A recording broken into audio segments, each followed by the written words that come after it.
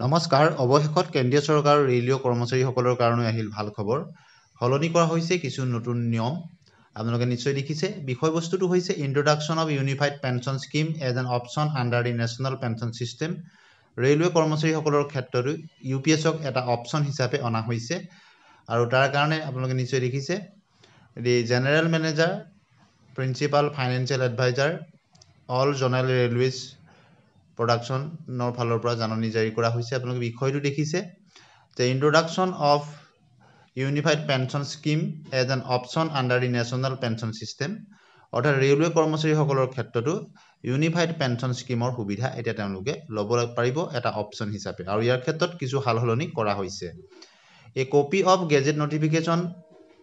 নাম্বাৰটো দিছে আপোনালোকে দেখিছে ডেটেড 24 জানুৱাৰী 2025 অৰ্থাৎ 2024 চনৰ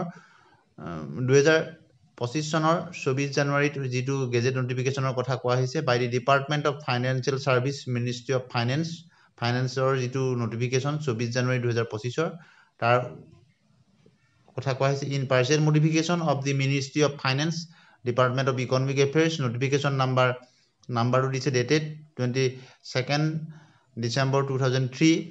কেবাৰো এমেন্ডমেন্টৰ কথা ইয়াত কোৱা হৈছে নোটিফিকেশনত লেটাৰ আৰু এখন নোটিফিকেশনৰ কথা কোৱা হৈছে 31/12/2003 and Ministry of Finance ডিপাৰ্টমেন্টৰ কেবাখনৰ নোটিফিকেশনৰ কথা ইয়াত উল্লেখ কৰা হৈছে আৰু সমুকৈ কবলৈ গলে ৰেলৱে কৰ্মচাৰীসকলৰ ক্ষেত্ৰতো যিসকল এনপিএছৰ অধীনত তেওঁলোক পৰে আউটাত পৰে তেওঁলোকও এটা অপশন হিচাপে ইউনিফাইড পেনশন স্কিমৰ সুবিধা ল'ব পাৰিব ৰেলৱে কৰ্মচাৰীৰ ক্ষেত্ৰত এইটো এতিয়ালৈকে ইন্ট্ৰোডিউস কৰা হোৱা নাছিলে গতিকে তেওঁলোকে ইয়াৰ সুবিধা ল'ব পাৰিব আপোনালোকে নিশ্চয় দেখিছে 2 নম্বৰ পইণ্টটো আপোনালোকে নিশ্চয় দেখিছে the fundamental rules 56J and central civil service classification of control and appealing rule 1965 mentioned in EBID notification correspondent to the rule 1802 of chapter 18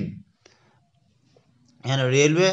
servant rule 1968 respectively গটিকে railway যি service rule আছিল extra আপোনালোকে তাৰো mention কৰা হৈছে service ৰুলৰ কিছু সংশোধন কৰি এতিয়া সুবিধা কৰি দিয়া হৈছে যিসকল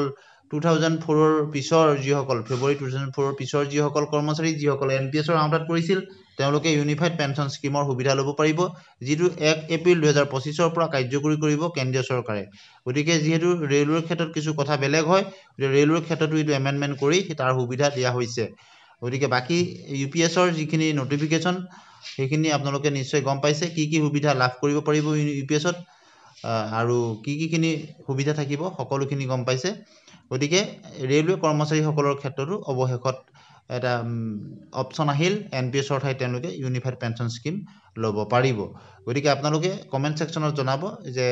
ওপিএছ ইউপিএছ আৰু এনপিএছৰ ভিতৰত আপোনালোকে কোনটো অপশন সুবিধাজনক বুলি ভাবে আজিলৈ আহো ধন্যবাদ